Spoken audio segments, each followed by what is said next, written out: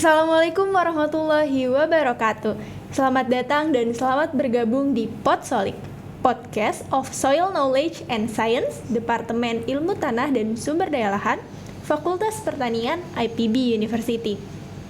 Di Podsolik ini kita akan membahas berbagai hal terkait sumber daya tanah dalam konfigurasi landscape dan pertanian berkelanjutan. Bersama saya, Fitri Damayanti, yang akan memandu Podsolik episode perdana. Oh iya, Soiler, gimana nih kabarnya kalian semua? Semoga kalian senantiasa sehat walafiat. Dan jangan lupa untuk tetap mematuhi protokol kesehatan dan tetap waspada terhadap ancaman pandemi COVID-19. Karena tidak kenal, maka tidak kebal. Nah, pada episode Podsolik perdana kali ini, kita akan membahas topik mengenai pentingnya memahami tanah dalam nexus pertanian lingkungan. Nah, topik ini merupakan salah satu introduction atau pendahuluan dari mata kuliah tanah dalam nexus pertanian lingkungan. Mungkin Soiler udah terbiasa nih mendengar kata-kata tanah, karena tanah itu tidak asing lagi kan dengan kita. Hidup mati kita akan kembali ke tanah ya. Kita mati akan kembali ke tanah. Tapi kata-kata nexus nih. Nah, nexus di sini adalah hubungan yang tidak tergantikan atau hubungan yang saling terkait dan saling menentukan. Itulah Soiler yang disebut sebagai nexus. Nah, di topik yang menarik ini saya akan menghadirkan narasumber yang sangat amat luar biasa, yakni Bapak Profesor Dr. Budi Mulyanto MSc IPU, salah satu guru besar tetap di Departemen Ilmu Tanah Sumber Daya Lahan Fakultas Pertanian IPB University. Yuk Soiler, kita sapa terlebih dahulu. Selamat siang Pak Budi. Siang, saya manggilnya tidak. Pak atau Prof nih? Pak saja. Oh Pak, oke. Oke Pak Budi, selanjutnya nih Pak, kan kita lagi bahas mengenai tanah dalam nexus pertanian lingkungan. Saya dapat kisi-kisi kalau Bapak ini salah satu koordinator, bahkan kepala koordinator ya Pak, dari iya. mata kuliah tanah dalam nexus pertanian lingkungan. Ya. Nah, apa sih Pak yang melatar belakangi dihadirkannya mata kuliah ini di K2020? Ya, ya. Ya, memang kita harus memunculkan mata ajaran nexus tanah dalam nexus pertanian lingkungan. Karena apa? Karena kita ini harus menyadari bahwa Indonesia adalah negara besar, ya, mempunyai luas lahan yang sangat luas, 190 juta hektar, juga luas, sangat luas itu. Dan itu sebenarnya hanya 1/5 wilayah kita, karena Indonesia ada archipelago.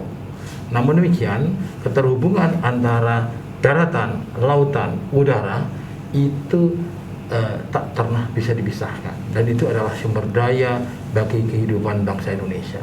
Nah, tentu saja itu kalau kita lebih jauh bicara, keterhubungan pertanian dan juga lingkungan dengan tanah itu sangat fundamental, dan kita harus tahu itu. Nah, tentu saja untuk melihat itu, mempelajari itu, kita perlu membuat fokus pembelajaran, kita sebut mata kuliah tanah dalam nexus pertanian lingkungan. Wah, keren banget ternyata latar belakangnya. Nah, Ya. Pak, kan kita ya, terutama saya mungkin Soiler yang udah Ya. tua-tua nih, sudah pernah dapat dastan atau dasar-dasar ilmu tanah, dan departemen lain dapat pengantar ilmu tanah. Ya, ya. Apa perbedaan secara prinsipal dengan antara dastan, PIT dengan mata kuliah tanah nexus pertaling? Boleh disingkat gitu Pak? Ya, boleh aja, silakan aja. Yang penting Anda mau belajar mengenai itu sangat baik ya. Oke, ya. Saya ingin tambahkan sedikit ya, kaitannya dengan tadi background mengapa pemahaman nexus tanah dalam nexus pertanian lingkungan itu perlu. Karena tanah itu adalah core issue untuk menjawab pembangunan berkelanjutan. PBB, Lembaga Dunia Persatuan Bangsa-Bangsa, itu mencanangkan apa yang kita sebut Sustainable Development Goal. Itu ada 17. Ya, kita para Soiler harus belajar mengenai itu. Dan 17-17-nya itu berhubungan erat dengan tanah sebagai materi dasar kehidupan. Ya, oke. Nah, menghadapi itu, ya, Nexus dibuat tersendiri. Dan tadi ada pertanyaan Vida, apa bedanya dengan Dastan dan apa PIT tadi ya? PIT Pak, betul. Sebenarnya pokok poinnya sama. Kita belajar mengenai tanah yang merupakan permukaan bumi itu, ya. Tetapi tanah dalam nexus pertanian lingkungan ini akan memberikan penekanan lebih pada hubungan yang timbal balik berkelindan antara tanah, pertanian dan lingkungan. Karena ini sangat penting buat kita yang hidup pada sistem lingkungan hidup di permukaan bumi ini, ya. Oke, lagi nih Pak, tadi Bapak kembali menyebutkan kata hubungan. Ya. Tadi sempat di awal saya bahas tentang kata nexus.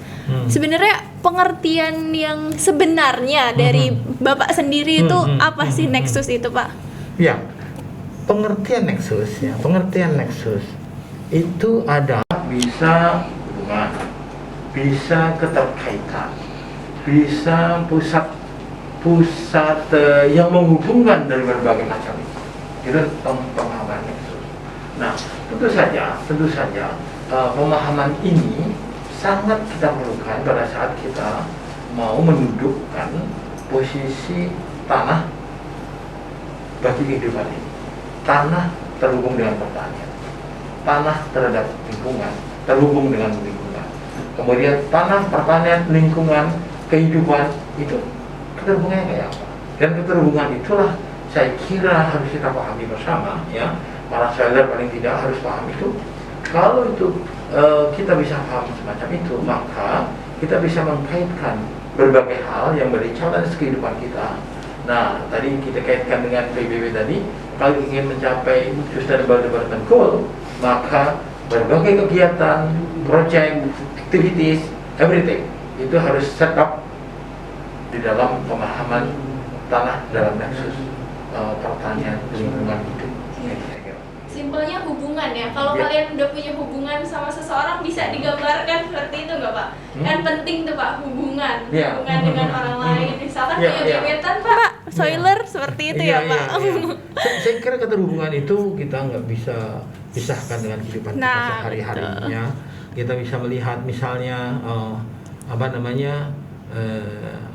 tanaman itu tumbuh pada tanah, ya, dan kemudian dia mengeluarkan menyerap CO2, mengeluarkan oksigen, membuat karbohidrat dimakan oleh manusia, oleh fauna, ya, dan kemudian fauna flora itu memberikan juga berbagai macam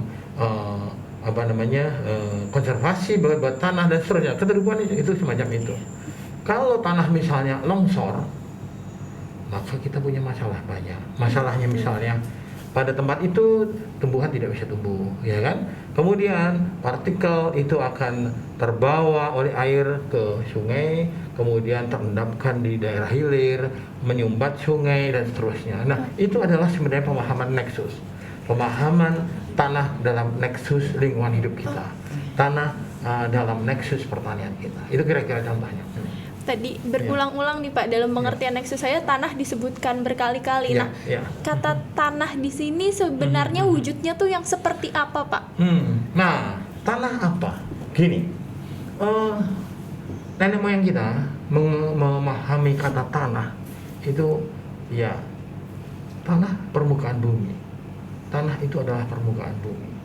Undang-Undang Pokok Agraria, Undang-Undang Nomor 5 tahun 60 menyebut tanah adalah permukaan bumi, atau permukaan bumi adalah tanah, gitu, ya. Dan tentu saja kita kalau di dalam bahasa Inggris, ya, itu ada land, ada soil, ya kan, ada land, ada soil. Maka pada saat tahun 70-an kurang lebih ada introduksi kata lahan yang menerjemahkan, yang dipakai untuk menerjemahkan land. Tetapi sejatinya pemahaman bangsa kita namanya tanah dan lahan itu, land and soil itu adalah saling berhubungan seperti dua sisi mata uang, gitu. Sehingga kita tidak bisa memisah-misahkan antara soil and land, tanah dan lahan. dan orang tua kita, sepupu kita selalu mau tanah itu, yang lain itu, tanah itu ya pasti material yang lembut itu, tanah itu tempat tumbuh-tumbuhan hidup dan seterusnya, kayak gitu pemahamannya ya. Sehingga hanya ada satu kata tanah dan itu asli kita punya pemahaman gitu. Silahkan Anda menggunakan land, tapi jangan lupa land pasti berhubungan dengan tanah, pasti berhubungan dengan soil pasti berhubungan dengan land, begitu. Berarti lahan dan tanah ya Pak? Never been separated. Gitu, ya. Diingat-ingat ya soiler. Nah, karena kita lagi membahas satu persatu tentang definisi nih Pak. Lanjut ke pertanian. Pertanian kan luas Pak. Dalam mata kuliah ini didefinisikan seperti apa sih Pak?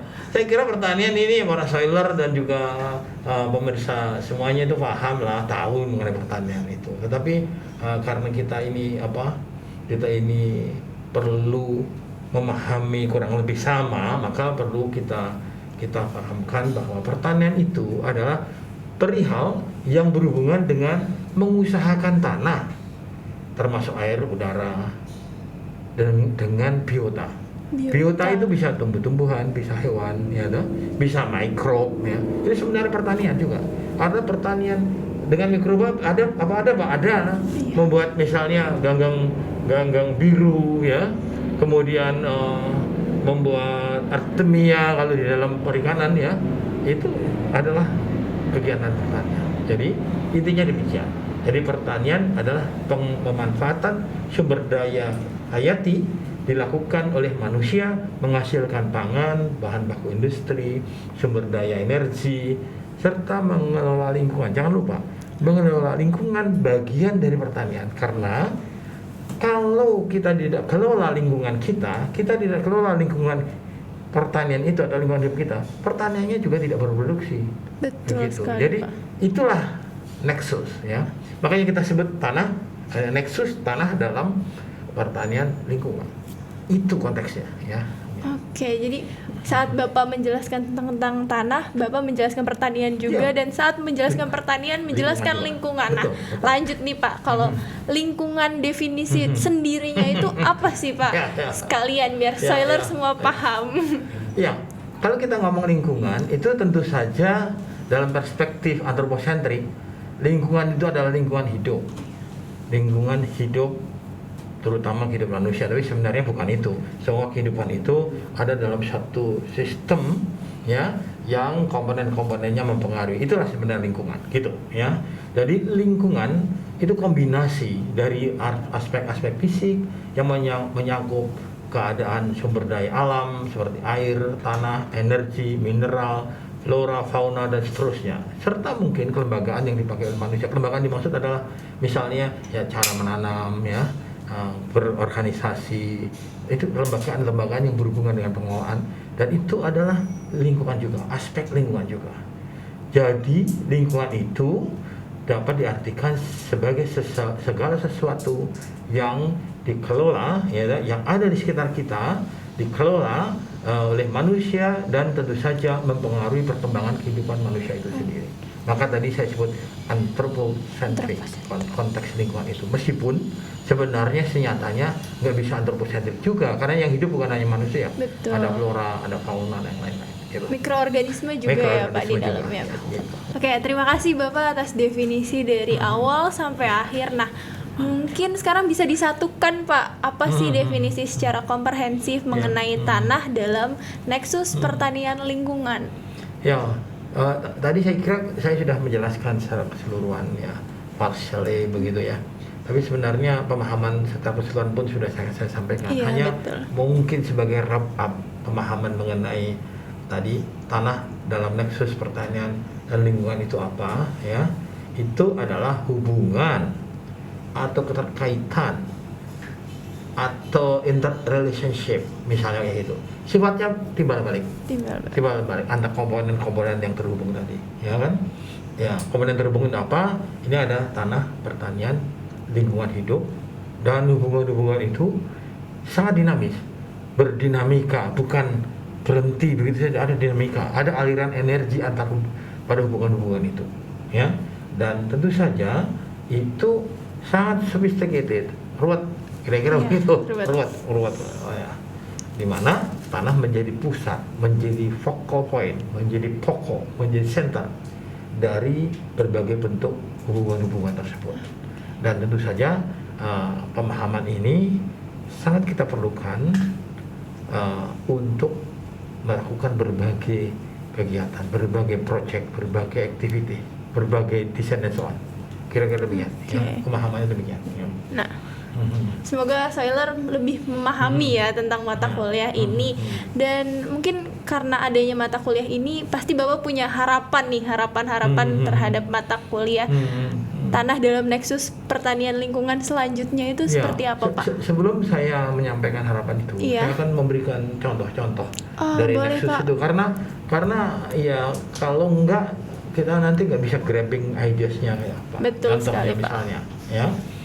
Setiap jenis pertanian, ya, misalnya kelompok pertanian tanaman semusim, misalnya ada annual crop, ya, itu seperti padi, jagung, kedelai, ya, kacang tanah dan sebagainya. Itu memerlukan karakteristik yang berbeda-beda, ya. Tentu saja beda dengan tanaman-tanaman yang menaun, long term, tahunan mereka menyebutnya, dan biasanya disebut perennial crop seperti karet, kelapa sawit, kakao, dan seterusnya. Kegiatan pertanian itu harus disesuaikan dengan karakteristik tanahnya. Jika tidak sesuai, maka akan menyebabkan tadi misalnya erosi. Ya. Erosi itu menyebabkan tanah pada tapak pertanian itu, ya, itu akan merosot kesuburannya karena terkelupas tanahnya, gitu, ya. Dan material tanah ini terangkut ke bawah, ke hilir, bisa terendap di sungai atau terendap di daerah hilir sana, sehingga menyebabkan ada endapan, dan endapan itu ya merangsang banjir dan seterusnya. Betul gitu, sekali, ya, karena ada pengendapan, maka air ya numpuk di situ kan, begitu juga akhirnya banjir dan seterusnya. Itu kira-kira sebagai contoh. Maka kita perlu mengetahui sifat dasar tanah, proses-proses tanah, dan konfigurasinya. Yang konfigurasinya bidang tanah, lahan, dalam landscape structure, begitu, ya. Nah, tentu saja nexus dari berbagai hal tersebut itu ada di dalam keterhubungan komponen-komponen lanskap tadi, berikut dinamikanya, gitu. Dengan mengetahui itu, maka dapat dirumuskan upaya apa untuk meminimalkan dampak negatif, meningkatkan dampak positif, meningkatkan produktivitas dan seterusnya kalau kita ngomong pertanian. Barangkali begitu sebagai contoh supaya kita ini. Nah, kaitannya dengan itu harapannya. Iya, betul, Pak. Harapan saya, ya, dengan penjelasan kata-kata yang pokok tadi, ada tanah, ada nexus, ada pertanian, ada lingkungan. Saya berharap ini menjadi jelas apa yang saya katakan dalam konteks tanah dalam nexus pertanian lingkungan, dan itu saya berharap nanti pada episode-episode berikutnya itu pemahamannya bisa lebih mudah. Dan tentu saja kita berharap ya teman-teman semuanya bisa mengikuti podcast ini, ya. Nanti bukan hanya saya yang akan menyampaikan, banyak staf Departemen Ilmu Tanah akan menyampaikan, ya. Dan sehingga pengetahuan kita mengenai tanah ini, tanah dalam nexus pertanian menjadi komplit, barangkali itu. Wah, gimana Soiler? Udah lebih paham kan mengenai mata kuliah tanah dalam nexus pertanian lingkungan. Saya pun jadi lebih paham. Sepertinya saya ikut mata kuliah ini lagi, boleh Pak? Nggak Pak, bercanda Pak, saya cukup SKS-nya Pak. Saya kira boleh, karena ini sangat menarik. Oke, ada satu pertanyaan lagi nih Pak. Nah, kalau misalnya kenapa nih Pak, kenapa harus tanah yang jadi center of point-nya? Kenapa nggak pertanian atau lingkungan? Padahal kan sama-sama ada hubungan. Apa? Menarik banget. Wah, mungkin Pak jangan dijawab di sini karena akan jangan dulu Pak, masih panjang episode dan mata kuliah tanah dalam nexus pertanian lingkungan. Soiler harus tunggu episode-episode selanjutnya. Terima kasih banyak Pak Budi Mulyanto. Iya, terima kasih sudah hadir di tengah-tengah kita dan mau menjelaskan dan memberi pengetahuan kepada soilers kalian di Podsolik. Semoga yang telah dijelaskan oleh Pak Budi bisa menjadikan pencerahan ke kalian dan bisa jadikan kalian untuk lebih semangat ya Pak dalam menjalani mata kuliah tanah dalam Nexus Pertanian Lingkungan. Terima kasih Soiler yang telah menyaksikan. Sampai bertemu di episode-episode berikutnya. Ilmu tanah kuat, pertanian hebat, lingkungan bersahabat, Indonesia bermartabat. Saya undur diri. Wabillahi taufiq wal hidayah. Wassalamualaikum warahmatullahi wabarakatuh. Viva Soil Pak. Viva Soil. Viva Soil.